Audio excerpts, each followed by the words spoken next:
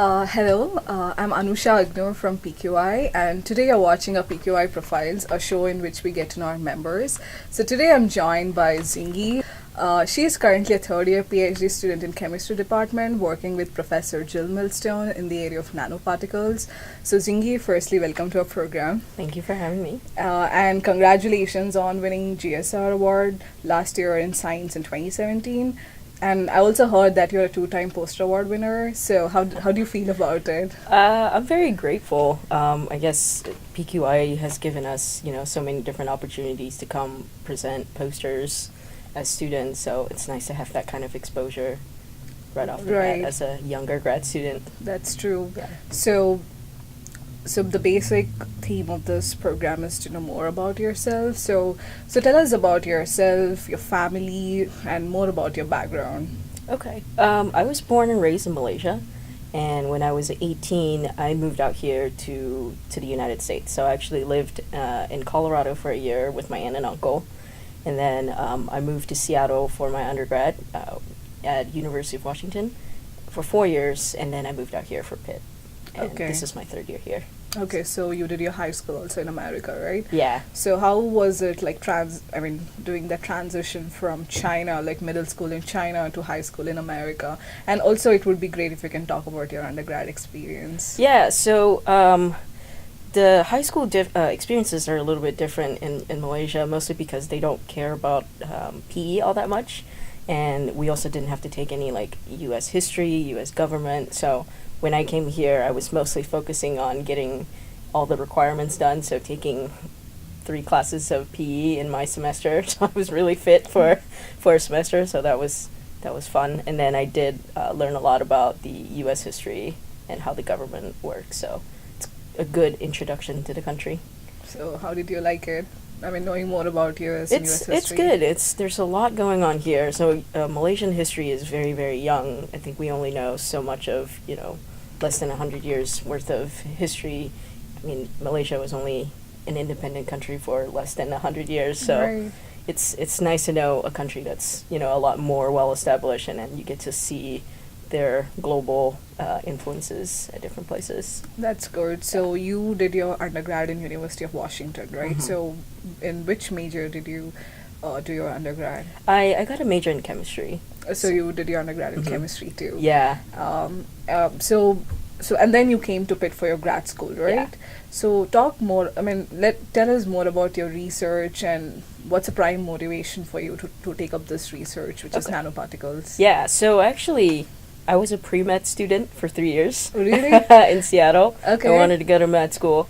And I did like all my volunteering work at the hospital, and then I also did research at the same time. So that was when I started finding the passion in chemistry, that I kind of like what I was doing in the lab more than what I was doing at the hospital.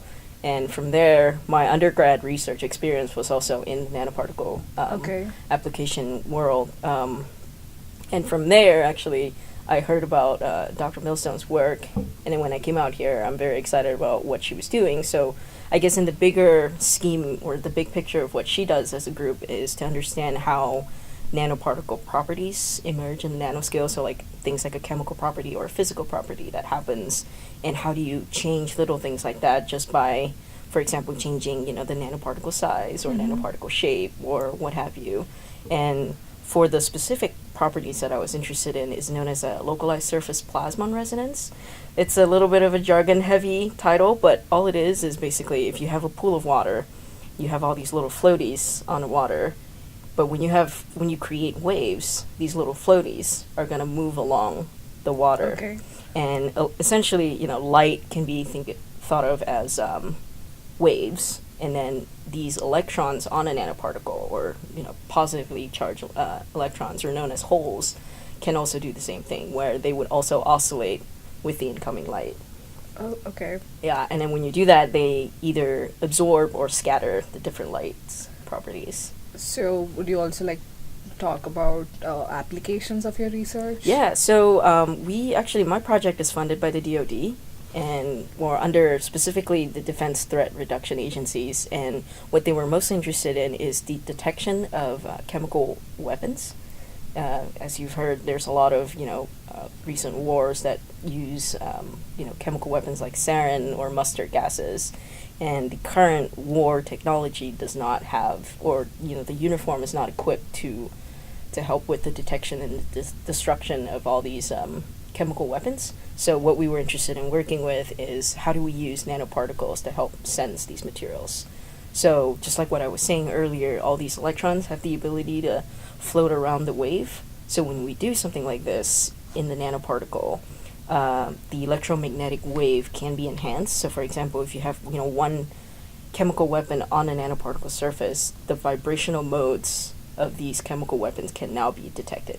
Oh, okay. So we can use that as a way to say, we have this one peak, so now we have, weapon A, and then we can detect, the quantities of it on a nanoparticle surface. Oh, that's great. Yeah. So do you also collaborate with other agencies in regards to your research?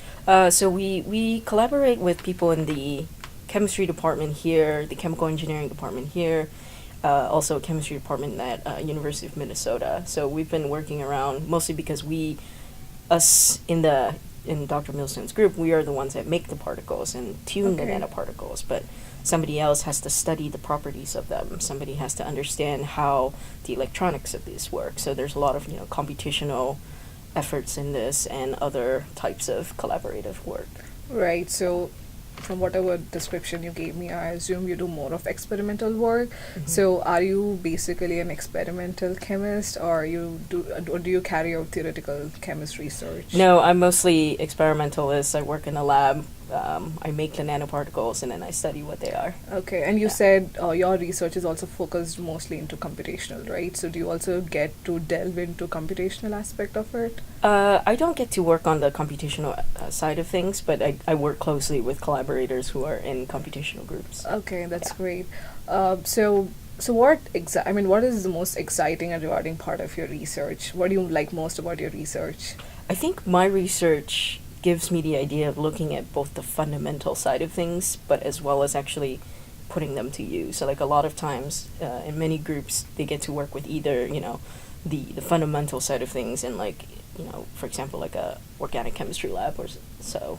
And then, in the engineering department, maybe you work more on the application based. But right. Being a materials group, I think we get to work with a little bit of both, and that's kind of nice. Okay, that's nice. I'm sure, when you carry out research, you cannot expect everything to, go smoothly. I mean, you need to expect failures too. So what are the challenges that you face in your research?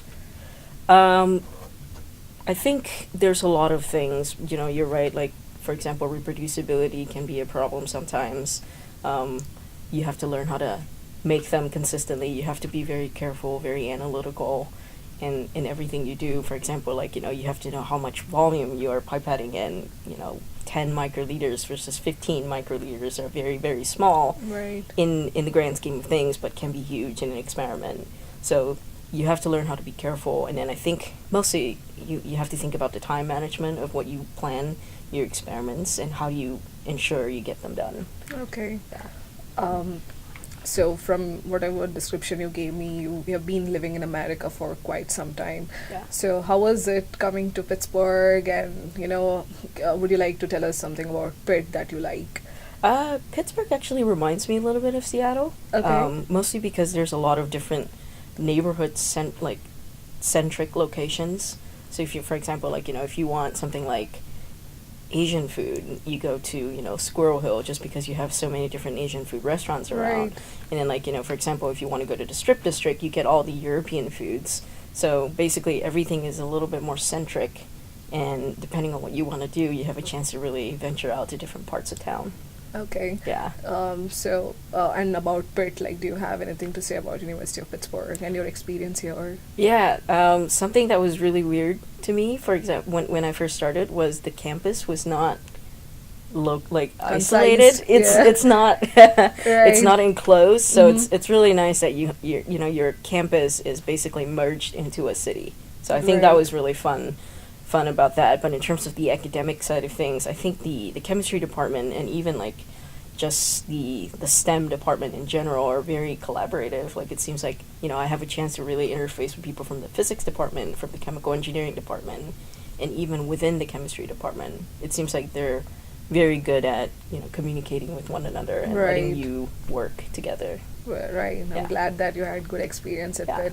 So I'm also an international student. I come from India, and what I see in America is like there is a lot of diversity here. Mhm. So you came to America during your high school time, Yeah. and you have like traveled lots of places and lived in lots of cities. So do you have something to talk about the diversity and about like different cultures that you see here in America? Yeah.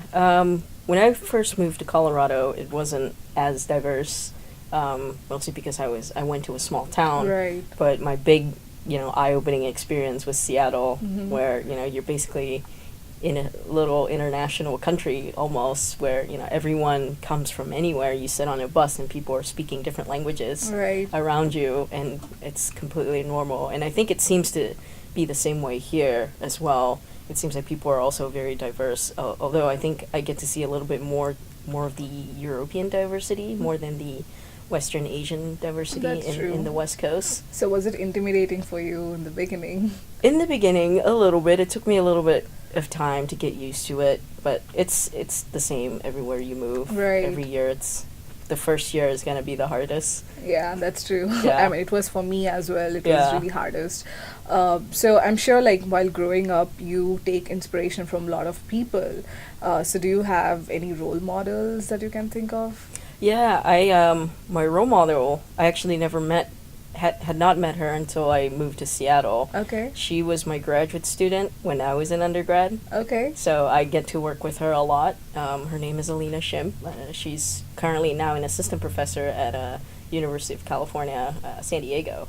So basically, I get to see how she was as a graduate student, and then basically, see her progress into becoming a professor in the chemistry department. So that's a very nice role model to have. That's really close to you.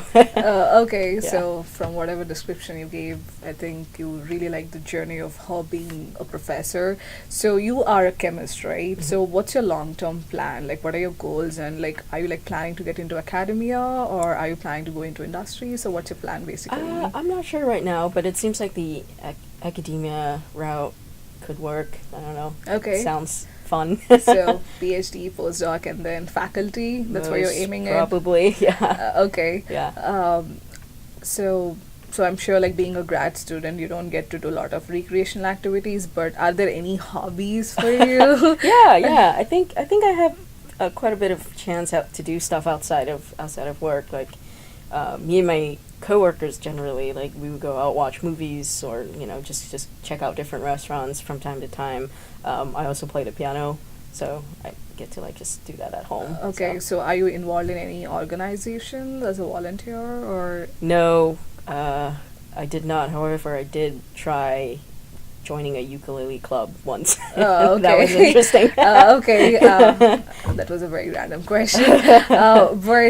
So I would like to know what does it feel like to be associated with PQI, and also like, do you have like any advice to students who would like to be associated with PQI, and also like something more about the Graduate Student Research Award from Yeah. your experience? Yeah, so just like what I said earlier, I think PQI does a very, very good job at trying to bring people together from different departments, and like giving you the exposure to really like present your work, even like, for example, as a second year student, as a first year graduate student.